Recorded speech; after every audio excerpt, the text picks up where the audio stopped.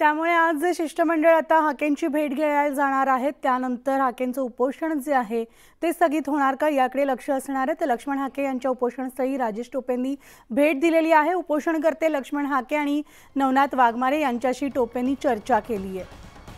तर आत्ताची आपण ही ब्रेकिंग बातमी पाहतोय। नवनाथ वाघमारे आणि लक्ष्मण हाके यांची राजेश टोपे यांनी भेट घेतलेली आहे आणि त्यांच्यासोबत चर्चा केलेली आहे। तर त्यांच्या मागण्या सुद्धा त्यांनी जाणून घेतलेल्या आहेत। आपण जाऊयात, आमचे प्रतिनिधी सिद्धार्थ गोदाम आपल्या सोबत आहेत। सिद्धार्थ, आपण पाहतोय उपोषणस्थळी सकाळीच राजेश टोपे यांनी भेट घेतलेली आहे, त्यामुळे काय चर्चा झाली आहे त्यांच्यामध्ये, त्यांच्या मागण्या ज्या आहेत, त्यांचं म्हणणं जे आहे ते टोपेंनी कदाचित ऐकून घेतलं असेल, काय अपडेट्स? बघा, आता नेते आज पण भेटायला येतील, त्या सुरुवात राजेश टोपे यांनी केलेली आहे।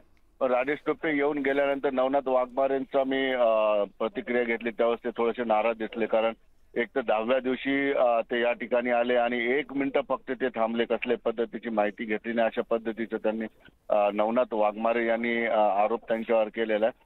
निश्चितपणे ते स्वतः त्यांचा मतदारसंघ आहे आणि ते मनोज जरांगे यांच्याकडे आंदोलन सुरू असताना 10दा गेले, मात्र या ठिकाणी 10व्या दिवशी एकदाच आले आणि आले तर फक्त 1च मिनिट थांबले। अशा पद्धतीची नाराजी जी आहे नवनाथ वाघमारे यांनी या ठिकाणी व्यक्त केलेली आहे।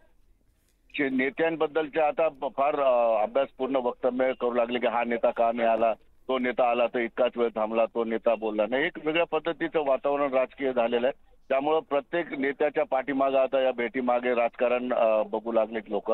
आणि नवनाथ वाघमारेंची प्रतिक्रिया तीच होती की ते आले, मात्र त्यांनी काय विचारपूस केली नाही आणि फक्त 1च मिनिट थांबून ते निघून गेले। धन्यवाद। आणि या सविस्तर अपडेट्स तुमच्याकडे तिथले घेत राहणार आहोत, कारण आज या ठिकाणी छगन भुजबळ सुद्धा त्यांना भेटायला जाणार आहेत, त्यामुळे हे आता उपोषण स्थगित होतंय का याकडे सुद्धा आपलं लक्ष असणार आहे। सिद्धार्थ, धन्यवाद। तर मंत्र्यांचं शिष्टमंडळ हे आज आधी जालन्यामधील वडीगोद्रीला जाणार आहे। तिथे उपोषणकर्ते लक्ष्मण हाके यांची भेट घेऊन त्यानंतर हे शिष्टमंडळ पुण्याला जाणार आहे। पुण्यामध्ये ॲडव्होकेट मंगेश ससाणे यांचं उपोषण सुरू आहे आणि तिथे देखील हे शासकीय शिष्टमंडळ उपोषणकर्त्यांची भेट घेणार असून काल सरकारसोबत सकारात्मक चर्चा झालेली असून मंत्री छगन भुजबळ आज सरकारची भूमिका मांडतील आणि त्यानंतर आंदोलनाबाबतची भूमिका ठरवू, असं ससाणे यांनी म्हटलेलं आहे।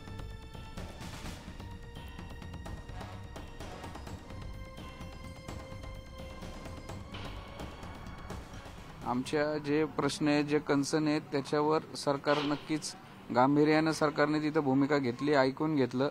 जे काही आमची मुख्य मागणी व्यतिरिक्त बाकीच्या मागण्या आहेत त्याच्यावर पण सकारात्मक निर्णय घ्यायचं आश्वासन दिलंय। आणि आज इथं स्वतः भुजबळ साहेबांच्या नेतृत्वात शिष्टमंडळ येतंय आणि आम्हाला आता ते सरकारची भूमिका सांगतील, सरकारचं याच्याबद्दल काय नियोजन आहे। 29 तारखेला सर्वपक्षीय बैठक पण सगळे सोयऱ्याबाबत बोलावायचं त्यांनी आम्हाला आश्वासन दिलंय।